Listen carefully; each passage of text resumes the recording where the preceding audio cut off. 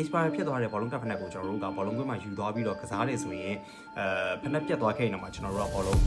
းကန်ဖက်နဲ့ကိုတခြားတကယ်ချင်းနဲ့လဲပြီးတော့ဝှလို့ရတယ် site 2ရယ်ဆိုရင်ဒါပေမဲ့ကျွန်တော်ကိုသမားတွေမှာတော့တိုက်ဆွေးလက်အိတ်တို့မို့ expire ဖြစ်သွားတဲ့လက်အိတ်ကိုကျွန်တော်ဝှမိရယ်ဆိုရင်တော့အဲ့ကိုသမားကတော့မလွယ်ပါဘူးပေါ့နော်ခင်ဗျားတို့အဲ့လက်အိတ်တွေကဘလောက်ပဲဈေးကြီးကြီးနဲ့ဝယ်ထားခင်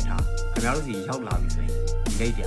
ကသွားမှာပဲကျွန်တော်တို့ကိုသမားတွေအတွက်ထုတ်တယ်ဂိုးလိတ်တွေမှာလည်း skin expire ရှိတတ်တယ်ဆိုတော့ခင်ဗျားတို့သိပြီလားမသိရသေးဘူးဆိုရင်ဒီဗီဒီယိုအဆုံးထိကြည့်ပြီးလို့ပဲထိုက်တော့ပါတယ်အဲ့ဒါကဘာလဲဆိုတော့ expire ဆိုတဲ့စကားလုံးကိုကျွန်တော်မြန်မာနိုင်ငံမှာတော့အစားတောက်မှာပို့ပြီးတော့သတိထားမိတတ်ကြပါတယ်ဒီနေ့မှာထုတ်တဲ့ဒီရက်မှာစားရမယ်ဒီရက်ကိုလွန်သွားပြီဆိုရင် expire date လို့ခေါ်ပြီးတော့ဒီမုံက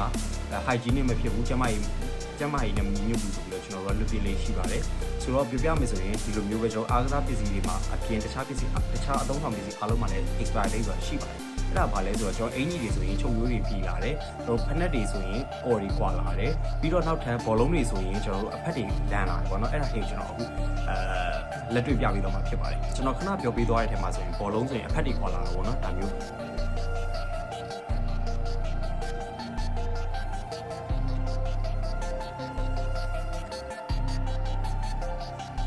ဖက်နက်ဆိုရင်လည်းအောက်ကဘားနဲ့ကျွန်တော်အပေါ်မှာတက်ထားတဲ့လေဒါသားနဲ့ကွာလာတာမျိုးပေါ့နော်ဒီလိုဒီနှစ်ခုချားမှဆိုရင်ကွာလာတက်တာပေါ့နော်ဒီလိုမျိုးဟာတက်တယ်အခုလိုမျိုး expire ဖြစ်နေတဲ့ဖက်နက်တွေကိုကျွန်တော်တို့မြန်မာနိုင်ငံမှာတော့အများစုကတိုက်ဆွေးလို့အလွယ်တကူခေါ်တယ်ပေါ့ expire ဖြစ်သွားတဲ့ဘောလုံးကဖက်နက်ကိုကျွန်တော်တို့ကဘောလုံးကွင်းမှာယူသွားပြီးတော့ကစားတယ်ဆိုရင်ဖက်နက်ပြတ်သွားခဲ့ရင်တော့ကျွန်တော်တို့ကဘောလုံ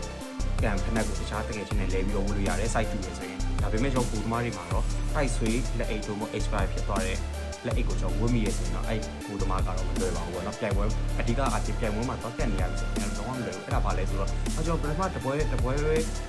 ဲကျွန်တော်တပွဲပဲကန်လေးတယ်လက်အိတ်ကြီးကလုံးဝအဖက်တွေလန်သွားတယ်စုပ်ပြတ်တက်သွားတယ်အဓိက skin expire ဖြစ်တာကြောင့်မလို့ပေါ့နော် skin expire ဘာကြောင့်မဖြစ်ရတာလဲဆိုတော့ထုတ်လုပ်ရောင်းချတဲ့အချိန်နဲ့ဝယ်သုံးစွဲတဲ့အချိန်မှာကျွန်တော်တို့အရန်ကွာဟာချက်ဖြစ်သွားတာပေါ့နော်ပြောရမယ်ဆိုရင်ထုတ်လုပ်တဲ့အချိန်ကတော့ကျွန်တော်တစ်လပိုင်းမှာထုတ်လိုက်တယ်customer တွေစပြီးတော့ရောင်းတဲ့အချိန်မှာကျွန်တော်10လပိုင်းမှာစပြီးရောင်းရတယ်ဒါမှမဟုတ်ရင်ခင်ဗျားတို့ကအရန်ကန်ဆိုသွားပြီးတော့ဒီနှစ်တစ်လပိုင်းမှာစက်ရုံမှာထုတ်ပေးလိုက်တယ်နောက်နှစ်တစ်လပိုင်းမှာခင်ဗျားအဲ့လိုက်ကိုစပြီးသုံးရတယ်ဆိုတော့အဲ့လိုက်ကထုတ်ထားတဲ့ကြာချိန်ကစုစုပေါင်းတစ်နှစ်ရှိသွားပြီခင်ဗျားစပြီးခင်ဗျားစီမှာရောက်တာကတော့တစ်ရက်ပဲရှိပေမဲ့ခင်ဗျားစီရောက်တဲ့အချိန်အားလုံးပေါင်းလိုက်မယ်ဆိုရင်တစ်နှစ်နဲ့တစ်ရက်ရှိတဲ့လက်အိတ်ကိုခင်ဗျားတို့သုံးနေရပါတော့အဲ့ဒါဘာလဲဆိုတော့ကျွန်တော်တို့က reproduction လို့ခေါ်တဲ့ပြန်ပြီးထုတ်လုပ်ရောင်းချမှုမှာမဟုတ်ဘဲနဲ့လက်ဒီဇိုင်းဟောင်းတွေကိုခင်ဗျားတို့ဝယ်တာအရင်အနေများပါတယ်အဲ့ဒါကကျွန်တော်မြန်မာနိုင်ငံမှာအရန်ဖြစ်တတ်တာပေါ့နော်လူများနိုင်ငံမှာတော့ reproduction ဆိုပြီးတော့ပြန်ပြီးရောင်းတဲ့အချိန်မှာကသူတို့ကလုံးဝဒီဟာ best seller ဖြစ်ခဲ့လို့ရောင်းတာမျိုးဒါပေမဲ့ကျွန်တော်မြန်မာနိုင်ငံမှာကျတော့ import လုပ်တဲ့အခါမှာလူများတခြားနိုင်ငံတွေကလုံးဝချင်းထည့်တာရှိတယ်ဥပမာ China Vietnam တခြားနိုင်ငံအိန္ဒိယအစုံပေါ့နော်နိုင်ငံတွေကဘာလို့လဲဆိုတော့သူတို့မရောင်းရတဲ့ဖက်နဲ့ကြာတဲ့ဖက်နဲ့တွေမရောင်းရတာကြာပြီဖြစ်တဲ့လက်အိတ်တွေကိုသူတို့စက်ရုံမှာပေါ့နော်ပုံနေပြီဗျာအဲ့လက်တွေကသူတို့ထုတ်ထားတာ6လရှိပြီ10လရှိပြီသူရဲ့ဝယ်သူတွေဘက်ကမဝယ်တော့တဲ့ခါတွေကျွန်တော်မြန်မာနိုင်ငံလူတွေကshort ဈေးဆိုပြီးတော့ပြန်ပြီးတော့ယူတာရှိတယ်အဲ့ဟာတွေဈေးကအရင်ပေါ်တယ်ဒါပေမဲ့ဈေးပေါ်နဲ့ဝယ်လာပေမဲ့ကုန်တယ်တွေကဒီမှာတော့ကျွန်တော်ဈေးကြီးကြီးနဲ့ပြန်ပြီးရောင်းနေရှိတယ်အဲ့ဒါကလည်းသူတို့တချို့တစ်ခါလေကျ transportation charges လို့ခေါ်တဲ့တည်ယူပို့ဆောင်ရေးကြောင့်လည်းဖြစ်တတ်တာမျိုးရှိတတ်တယ်ဒါမှမဟုတ်ဘူးဆိုလည်းအမြင့်ကြီးစားတာမျိုးပေါ့နော်ပြောပြမယ်ဆိုရင်ခင်ဗျားတို့ဒီဇိုင်းဟောင်းတွေကိုတအားကြီးမမှန်တယ်ကျွန်တော်နိုင်ငံမှာ reproduction ဆိုတာမရှိဘူးခင်ဗျားတို့တေချာမှတ်တာကျွန်တော်နိုင်ငံမှာ reproduction ဆိုတာမရှိဘူးအရန်ရောင်းကောင်းလုံးလို့ဆိုပြီးတော့ပြန်ပြီးထုတ်တာဆိုတာမရှိဘူးနိုင်ငံကလူများတွေစီမှာမရောင်းရတဲ့ပစ္စည်းတွေတွားပြီးတော့ဝယ်တတ်တဲ့အကျင့်ရှိအောင်ပေါ့နော်ဒါကျွန်တော်ဆိုင်တိုင်းကိုဆိုလို့တခြားလူတွေကျွန်တော်တိုက်ခိုက်တယ်မဟုတ်ဘူးဒါကျွန်တော်ကဝယ်သူတွေဘက်ကနေကျွန်တော်ခင်ဗျားတို့စဉ်းစားတတ်အောင်ကျွန်တော်တေချာလေးရှင်းပြတာပေါ့နော်ကျွန်တော်ဂိုးလိတ်တွေဆိုရင်မရောင်းရတဲ့လိတ်တွေကိုပုံထားတာရှိတယ်အဲ့ဒါကိုမှထားပါတော့ကျွန်တော်တို့ကကျွန်တော် China မှာဆိုရင်yuan 50 40 50နဲ့ကျွန်တော် first copy quality ပုံစံမျိုးတွေရလိုက်ရှိတယ်အမေကျွန်တော်ဒီမှာကျတော့yuan 120 yuan 130လောက်နဲ့ပြင်ရောင်းတာရှိတယ်တချို့ကyuan 100လူကမြက်100ရှိတယ်ပေါ့ဒါမြက်တာဆိုတာက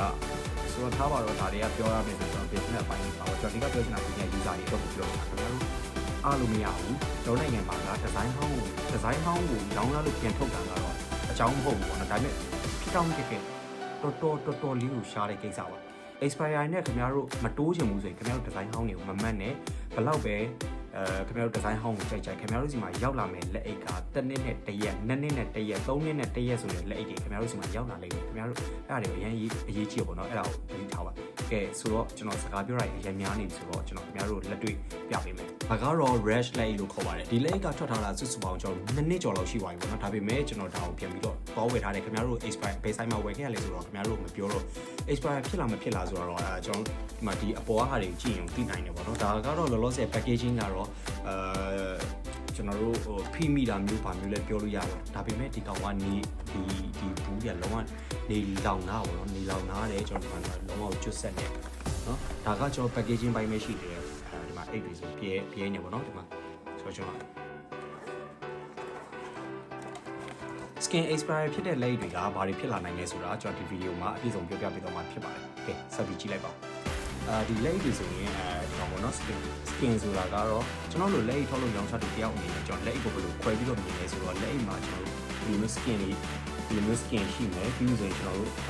quality လို့ခေါ်တဲ့ဒီလို power သားရှိမယ်ပြီးတော့နောက်က cutting လို့ခေါ်တဲ့ဒီလိုချုပ်သားတက်ရက်တည်တက်မှုတွေရှိမှာပေါ့နော်ဆိုတော့ပထမဆုံးပြောမယ်ဆိုရင် skin expire အားလည်းအရင်ကြီးပါ skin expire ဆိုတာခင်ဗျားတို့တော့ကြုံလာပြီလက်အိတ်ကတုံးဝယ်တာမကြသေးဘူးဒီအပေါ်မှာအဖက်တွေလန်လာတာ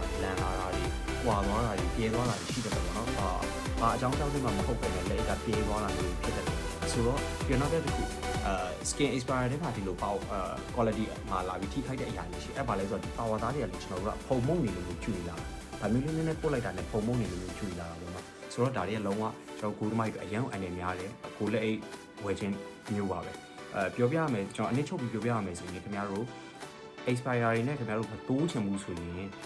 ဒီဇိုင်းဟောင်းတွေကိုမမှတ်နဲ့ခင်ဗျားတို့နေတာနိုင်ငံခြားမှာဆိုရင်နိုင်ငံခြားကပြန်ပြီးတော့ reproduction လုပ်ပေးတယ်ခင်ဗျားတို့ပြန်ပြီးထုတ်ပေးတယ်ဒါပေမဲ့ကျွန်တော်နိုင်ငံကအဲ့လိုမျိုးမဟုတ်ဘူးလူများနိုင်ငံမှာမရောင်းရတဲ့ပစ္စည်းတွေအောင်းနေတဲ့ဒီဇိုင်းဟောင်းတွေကို short ဈေးနဲ့ဝယ်လာပြီးခင်ဗျားတို့ရောင်းပေးတာမျိုးက80%အထိရှိတယ်ပြောရမယ်ဆိုရင်ကျွန်တော်နိုင်ငံကုန်တယ်80%လောက်ကခင်ဗျားတို့အဲ့လိုမျိုးပဲရောင်းတာများတယ်ကျန်တဲ့20%ဟိုတော့ကျွန်တော်မပြောလို့ဘူးဒါကလည်းကျွန်တော်ဖြတ်တန်းလာတဲ့အတွေ့အကြုံကိုကျွန်တော် share ပေးတာဖြစ်တယ်ပေါ့နော်အဓိကဒီ post ကကျွန်တော်ဘယ်သူမှထိခိုက်တာတိုက်ခိုက်တာမျိုးလုံးဝမဟုတ်ဘူးကျွန်တော်ကဘိုးသမားတွေအနေနဲ့တေချာနားလည်အောင်လို့ကျွန်တော်ဒီဗီဒီယိုလုပ်ပေးတာဖြစ်တယ်ဒီ post ကကျွန်တော်ရောင်းတာလည်းမပါဘူးဝယ်တာလည်းမပါဘူးဒီဗီဒီယိုကဘိုးသမားတွေအတွက်မနစ်နာအောင်လို့ကျွန်တော်ဒီဗီဒီယိုလုပ်ပေးခြင်းဖြစ်ပါတယ်ခင်ဗျာကဲအနည်းချုပ်ပြီးပြောမယ်ဆိုရင်ကျွန်တော်က expire မဖြစ်တဲ့လက်အိတ်တွေကိုလိုချင်တယ်ဆိုရင်ဒီဇိုင်းအသစ်ဆိုရင်ခင်ဗျားတို့သိကြတယ် quality မကောင်းဘူးဆိုရင်တော့ခင်ဗျားတို့တိုက်ဆွေးနေမှမမြင်ပြောရမယ်ဆို expire ဖြစ်ထားတဲ့လက်အိတ်တွေခင်ဗျားတို့မရဘူးเนาะပြီးတော့နောက်တစ်ခုက expire ဖြစ်ထားတဲ့လက်အိတ်တွေကလုံးဝကြာရှည်ခံဘူးကြာရှည်မခံတော့ကျွန်တော်ခဏပြလို့ဒါမျိုးတွေပေါ့เนาะအမုံလက်တွေဖြစ်လာတာပြီးရင်ဒီကောင်လေးဆိုအမုံတွေဖြစ်လာလို့เนาะဆိုတော့ဗီဒီယိုအဆုံးထိကြည့်ပြီးတာကျေးဇူးအများကြီးတင်ပါတယ်ဒီဗီဒီယိုကနေမှခင်ဗျားတို့ကိုကျွန်တော် knowledge sharing ပုံစံမျိုးလုပ်ပေးနိုင်နေဆိုရင်ကျွန်တော်တို့လည်းဒီဗီဒီယိုလုပ်ပေးရတာကျေးဇူးအများကြီးတင်ပါတယ်ခင်ဗျားတို့ရော skin expire ဖြစ်တဲ့ဒါမှမဟုတ်ဘူးဆိုတိုက်ဆွေးဖြစ်ထားတဲ့လက်အိတ်တွေကိုခင်ဗျားတို့ဝယ်ခဲ့ဘူးလားပေါ့เนาะဒီဗီဒီယိုရဲ့အောက်မှာမှတ်တော့ပြီးပါဗီဒီယိုအဆုံးထိကြည့်ပြီးတာကျေးဇူးအများကြီးတင်ပါတယ်နောက်ဗီဒီယိုမှာပြန်တွေ့ပါမယ် bye bye